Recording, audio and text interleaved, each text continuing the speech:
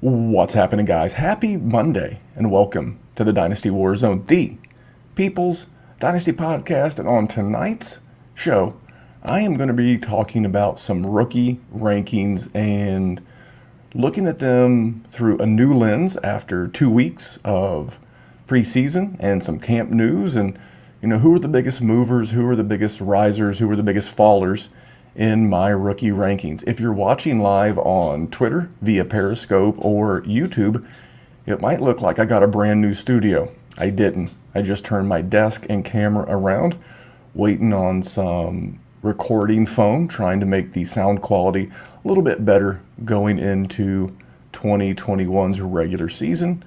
This is just my normal basement. This is where my family and I watch movies, but trying to make the YouTube product a little bit better. Probably could have rolled a test run, but fuck it. So, speaking of YouTube, subscribe everywhere. We're going to be doing football Sunday school starting week 1. We're going to be talking DFS. We're going to be talking gambling. We're going to be talking redraft, dynasty, you name it, 11:30 a.m. until 1 p.m. Eastern Standard Time, or right up until kickoff. Me and the boys from the DWZ will be doing all kinds of fantasy football and betting goodness. So make sure you're subscribed on YouTube, and you'll catch my boy Kyle from the Fantasy Football Smackdown. He'll be here on YouTube doing his world famous waiver wire sniping article, and he'll be doing that live because, well, no one likes to type articles anymore. It's just easier to do videos and podcast, I guess. So we're just going to jump into more YouTube stuff. We'll be back with the big bet real soon with my man Dr. Kyle Bowser. Just a lot of stuff going on, so please rate, review, subscribe, and share everywhere. No 5-star reviews, but then again, I didn't look today because I was remodeling my basement. Social media, you can find the show everywhere at Dynasty Warzone on Instagram and Twitter. And if you're not on social media, you can catch the Dynasty Warzone at Gmail. So I am going to take just a quick second and hear a word about our patron. All right, please and thank you for checking out the Patreon, patreon.com/Dynasty Warzone, the people's Patreon for Dynasty and football consumption. And I will save the world famous good people, bad tweets for the very end of the show. So normally this is where my man Dallas is the rookie guru for us here at the Dynasty Warzone. He loves the college game probably as much as any of us, maybe Jerry. Jerry is a big fan of the Michigan State Spartan Dogs. Jerry's never had taste. I mean, look who he picked to be his co-host of a podcast. But Jerry does. He does love college football. But Dallas is normally here. Now Dallas is wrapping up a vacation, and I highly suggest you might take a break as well. We could all use one. It's coming down the home stretch. There's not a lot we're going to do from a dynasty perspective. A little bit of trading, a little bit of moving, maybe a little waiver wire, a huge swing. But that leads me right to where I want to go tonight. So Dallas will be back later in the week. Dallas will be back on Friday. Normally the Warzone drops on Wednesday and Friday. Soon on Friday will be the Daily Show, the Daily Destroyer with Lou and Tyler. But until then, we're going to put Dallas on Friday, and I'll be back on Wednesday with Jerry.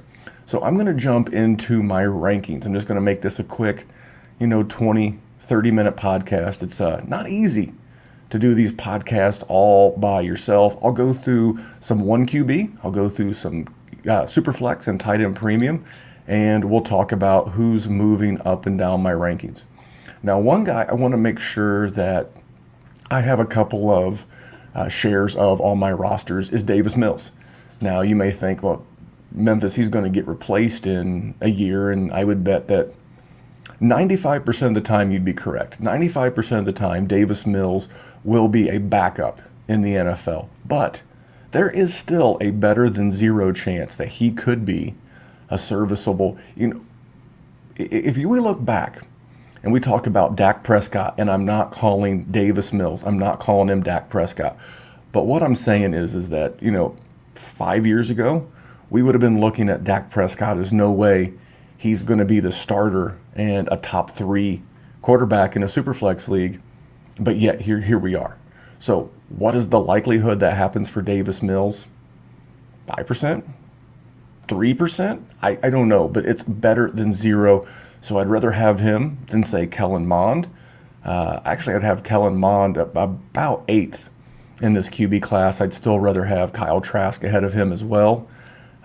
Kellen Mond is going to be waiting for at least 2 years with Kirk Cousins' contract. That or the Minnesota Vikings are going to break the record set by the Philadelphia Eagles of the dead cap money.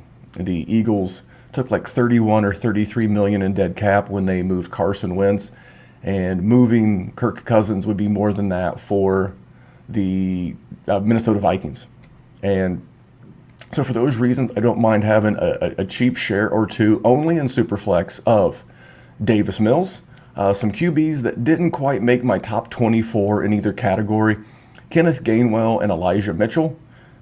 These running back rooms, and I love Miles Sanders. I love Miles Sanders since he was a rookie, but these running back rooms are far from locked down. I would think in Sanders' case, he has the inside track to be the RB1 and the majority running back that gets the most touches in Philadelphia, but I can't guarantee it. And Kenneth Gainwell's looked good. He's looked pretty damn good in the preseason, so I want to make sure I'm acquiring a little bit of Gainwell. And then Elijah Mitchell. I'm pretty high on Trey Sermon. I think a lot of us are.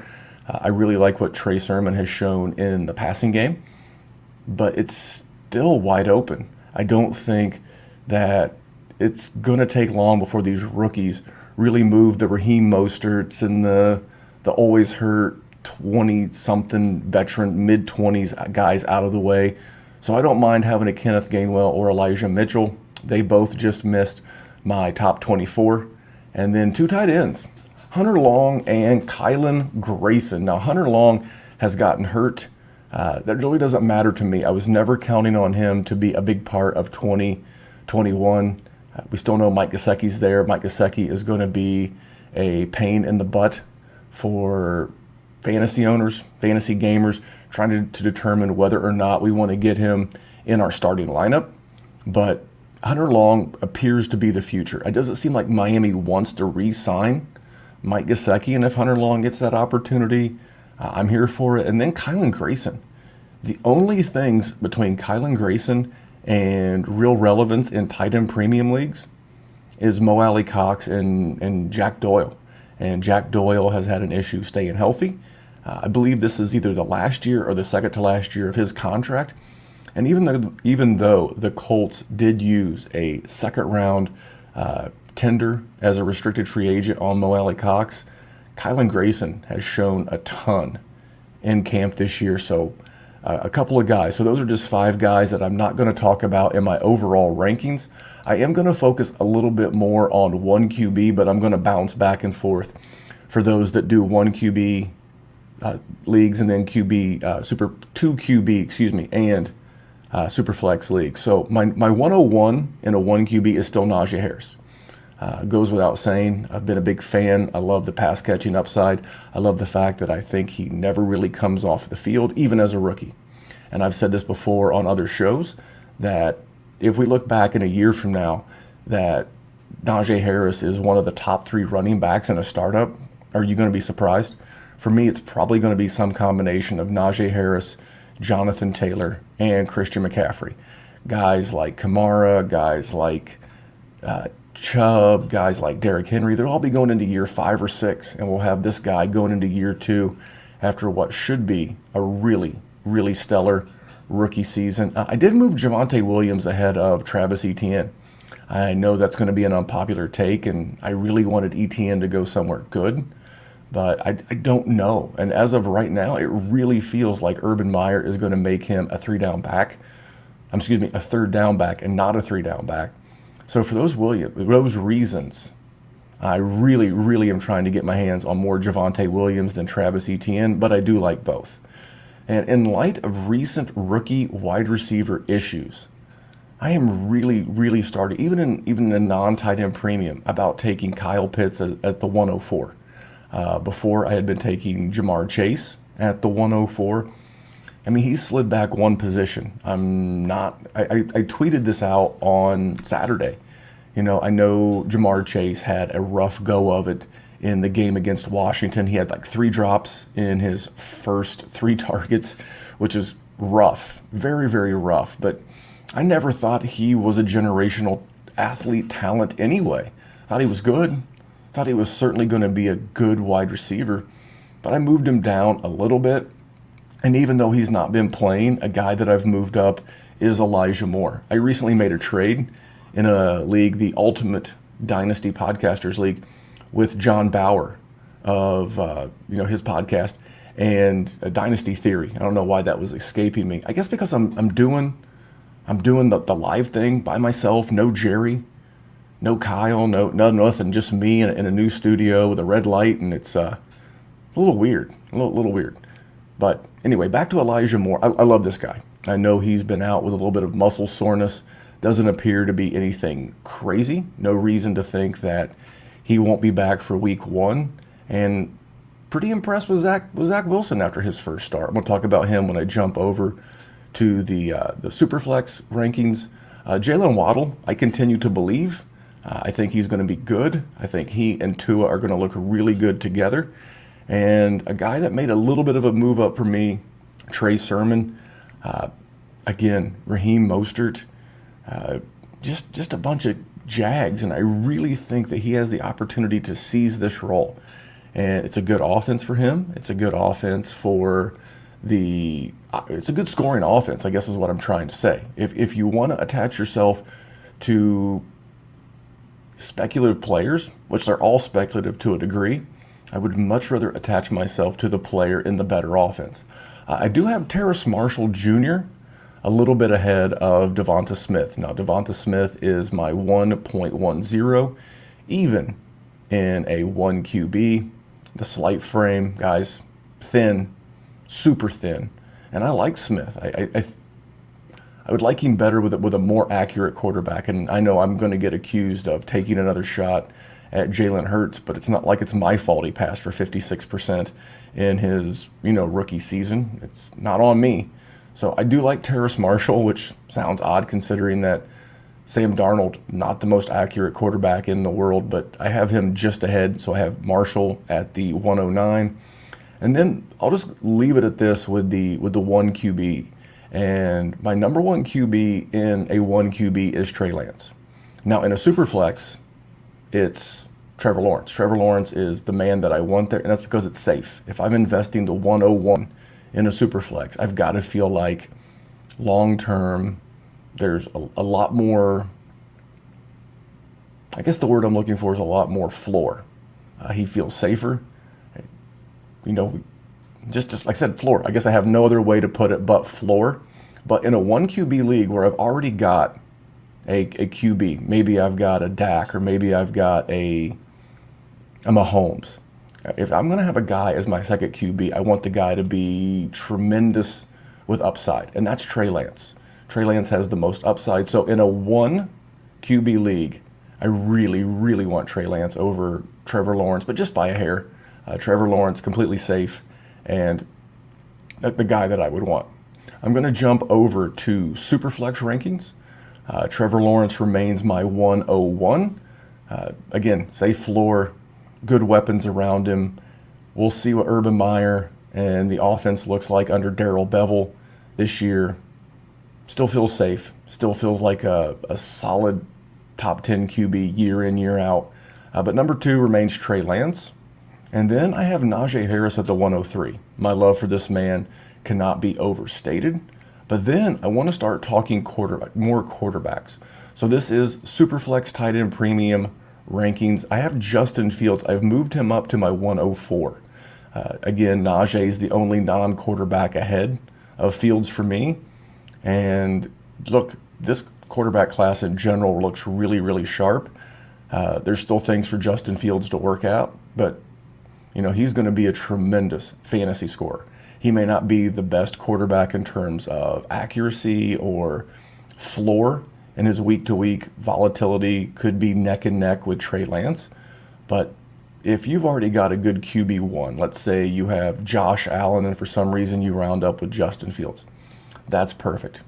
Josh Allen's going to give you solid, steady production week in and week out. You know, he has his own variance in there as well.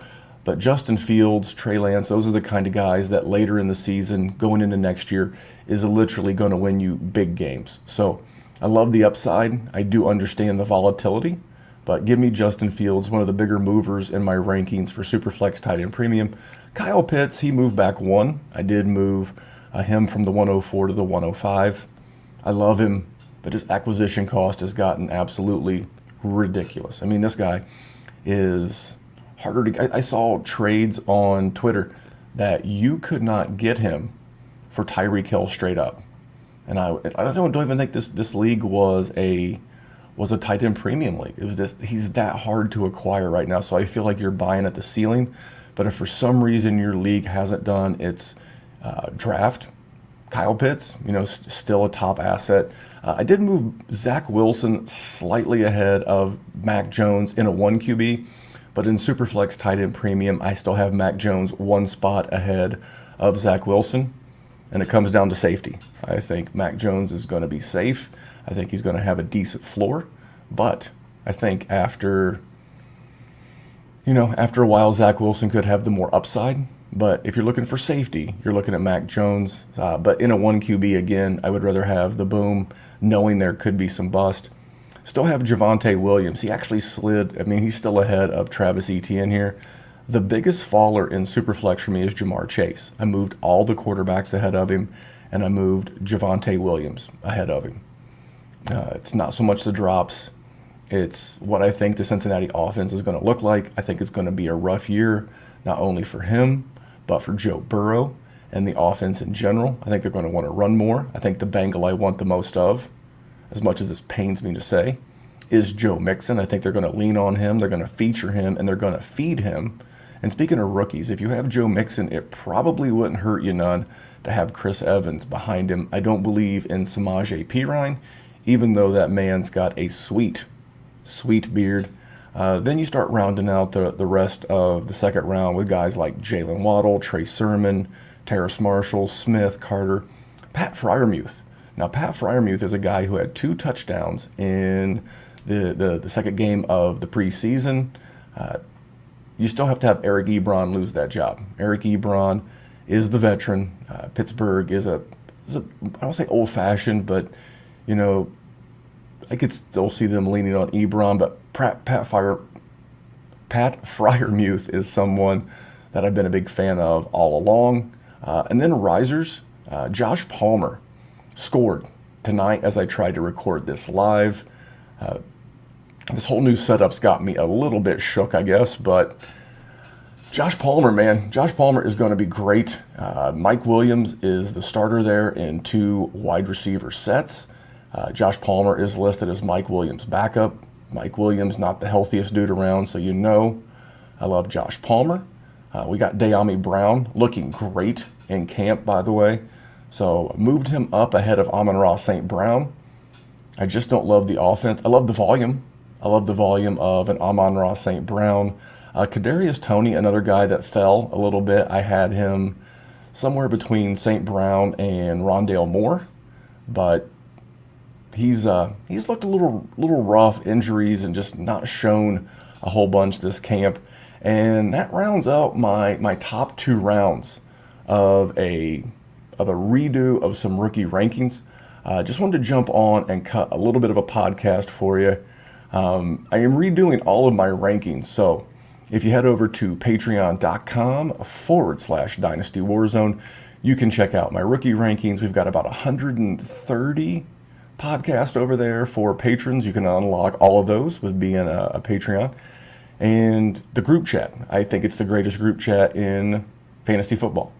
Great people all over the world, men, women, all ages represented. It's a good spot to talk football with a bunch of like-minded people. So I'm going to jump out of here. I just wanted to do a little podcast for your Monday morning. Hopefully your commute is short. You're not stuck in traffic. But until next time, I am Memphis. You can follow the show at Dynasty Warzone on everything. And you can follow me at DWZ Memphis. I hope you guys have a great week, and I'll be back on Tuesday with Jerry for the Dynasty Warzone, and Kylan and Jake will be back on Monday for the Fantasy Football Smackdown. Thanks for tuning in. Have a great night. Talk to you soon.